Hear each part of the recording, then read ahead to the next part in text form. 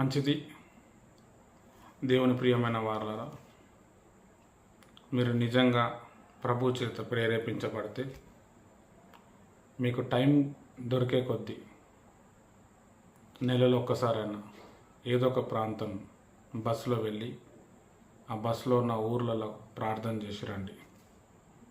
బస్సులో ఉన్న వ్యక్తుల కోసం ఒక్కొక్క ఊరు దాటుతూ ఉన్నప్పుడు ఆ ఊరు కోసం ప్రేయర్ చేస్తూ ఉండండి.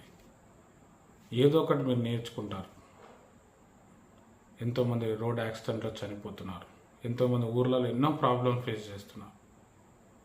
చెప్పలే మీ ప్రార్థన ద్వారా వాళ్ళు రక్షింపబడతారు. దేవుణ్ణి అడగండి. ఈ తీర్మానం చేసుకొని మనం ముందుకు వెళ్దాం. దేవుడు అనేక విషయాలు మీకు నేర్పిస్తాడు.